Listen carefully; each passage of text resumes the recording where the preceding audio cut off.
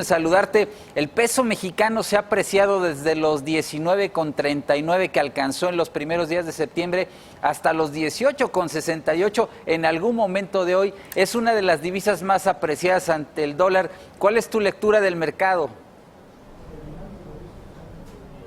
Claro que sí, Víctor. Buenas tardes, un saludo a ti y a todo tu auditorio. La realidad es que, como lo comentas, hemos estado viendo un peso fuerte, para sorpresa de muchos, incluyéndome, en donde hemos estado viendo que el peso se aprecia en lo que va del año casi un 5% frente al dólar. Esto luego de que a finales del año pasado, en diciembre, el tipo de cambio cerrara en 19,65 y actualmente cotiza alrededor de 18,80. Como también comentas, el día de hoy en la apertura más o menos del mercado vimos mínimos en 18,68,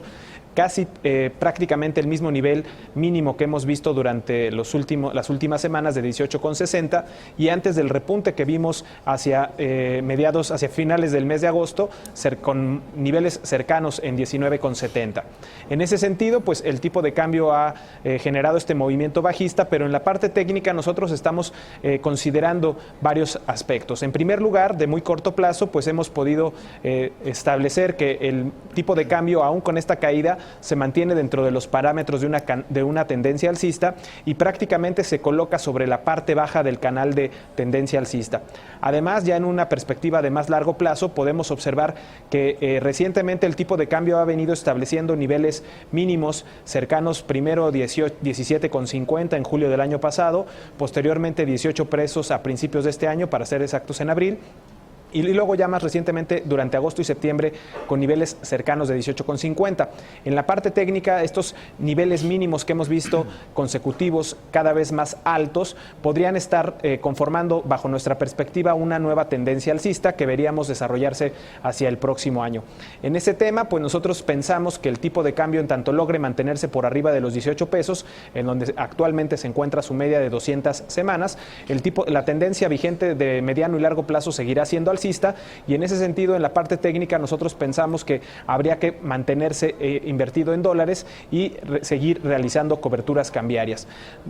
Esto considerando que, en caso de que la perspectiva y el análisis y la hipótesis de nuestro análisis sean correctas, pues estaríamos viendo nosotros más pegados hacia el cierre del año, que pudiera volver a colocarse alrededor o superar inclusive los máximos de este año de 21 pesos que vimos prácticamente hacia finales de junio. Y en ese sentido, pues de romperse estos 21 pesos, podríamos ver una proyección alcista para el próximo año hacia finales entre 23.30 y 24.80 pesos por dólar.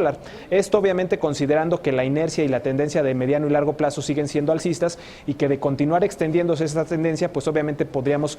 llegar a ver estos objetivos. Cabe señalar que en la parte de las noticias, pues el mercado está muy,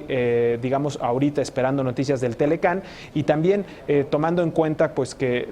luego de las elecciones en México, pues ya no hubo mayor apreciación, sino que esta se dio antes de que se llevaran a cabo las elecciones. Entonces, en resumen, te diría que nosotros vemos una perspectiva netamente alcista, en tanto el tipo de cambio se mantenga por arriba de los 18 pesos y que probablemente hacia el cierre del año pudiera buscar superar los máximos que vimos en junio de 21 pesos. Juan Francisco, sobre la base también de que la volatilidad medida a través del índice VIX sigue bajando, ¿podríamos esperar menor volatilidad del mercado con monedas emergentes, incluido el peso mexicano, más estables? Con todo, y lo decía ahora Esteban, de que la tasa del bono del Tesoro está sobre 3%, niveles máximos de 4 o 5 meses.